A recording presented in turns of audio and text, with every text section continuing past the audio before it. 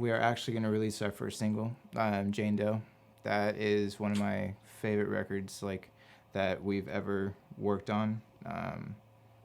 Megan killed that writing. I mean, Cute that. Jane Doe is a love story.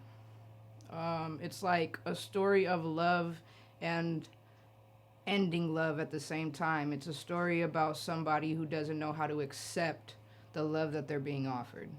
And it's a conversation between two people, Jane, and I guess I would be the second character in that. Yeah, I think that record kind of like highlights the something ending, like something beautiful that's ending.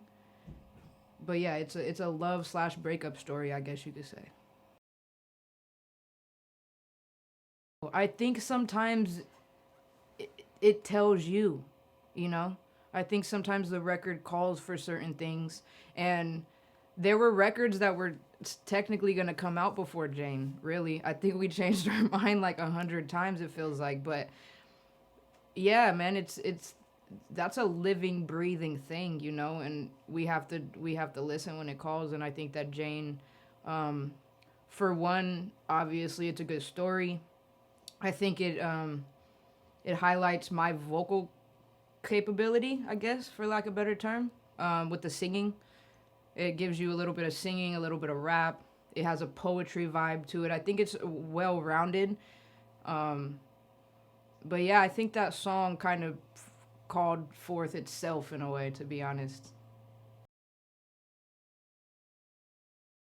I hope all my exes think they're Jane. No, so there's pieces. There's definitely lines in that song that are personally, or they're personal, or they're based off personal experiences of mine. But I wouldn't say Jane Doe itself, as like the character in that song, is like one person. I think when I write love records, I kind of take a little bit of all of my experiences. I don't necessarily write a song about a specific. I mean, I have and I can, but no, to think that Jane is just like one person, no. But I hope that people think that. You know, I hope that anyone that I've dealt with in my past tries to reach out and think they're Jane, because that'd be awesome. But no, Jane's a figure of my imagination, I guess. I had the first verse and the hook written, and then I didn't write the second verse for like a long time, probably like 6 months to a year, honestly, somewhere in that realm. But yeah, I had that hook and that first verse kind of just fell out of my pen, and I knew I was onto something specifically because of the melodies of that hook, and of course the story is cool too. But yeah.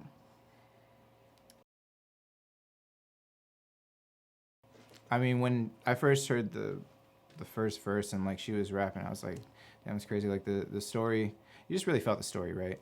But then when the hook, like when I heard the hook, like I knew that record was gonna be really special. The beauty about this record is that we were able to hire some great people that around the world that really helped bring this record to life. The guitar solo I wrote through a plugin.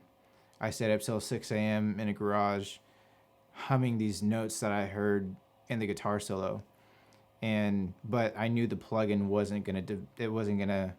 um, it wasn't gonna provide the quality that we needed for the record, and that's when I reached out to a classical guitarist, um, and he did amazing. It was a lot of fun composing, like as far as like the string sections, the cello, like just all of those elements. Like I just knew this record needed a lot of emotional elements, and that's where a lot of the sounds came from. We have a great vocal editor out in London. She's amazing, and she really brings out, you know, Megan's voice. Like she really understands Megan tone, and that's the beauty of working with her is she's mastered it. You know what I mean? It's not even like it needs like Megan's voice doesn't need that much work, but the point is that she knows how to really bring out the tone, and I think that's why she's a key piece to M.S.P.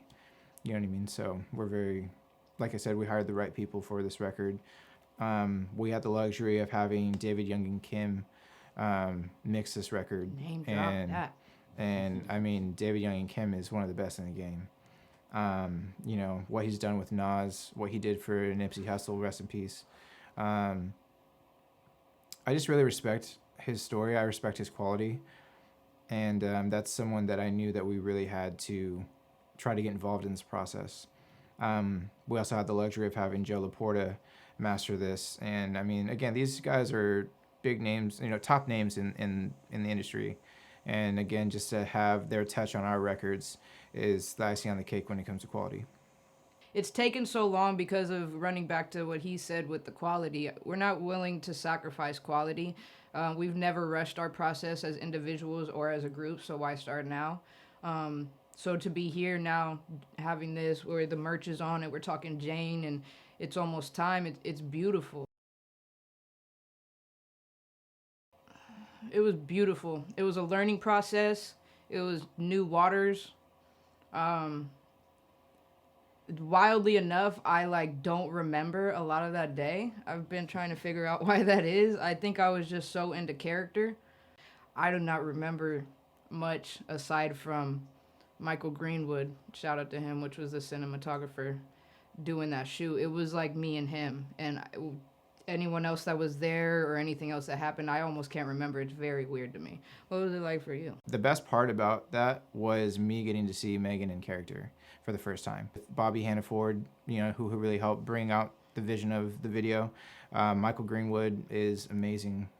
Chris Powers, the silent killer. Silent killer. That dude, you know, the way he was able to, again, just hone in on the focus of the shots. Um, you know, we had an awesome behind the scenes crew. You know, David Ramirez, Gerardo Martinez, Darian. Darian was Shout out Jane, baby. Darian is who played Jane, and it was crazy that Megan and Jane did not have an ounce of conversation prior to meeting that day.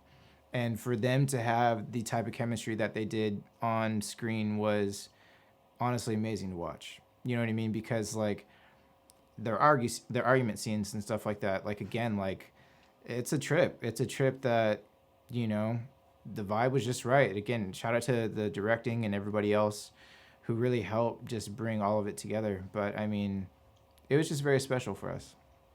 I literally met Darian that day and faked a whole relationship and breakup.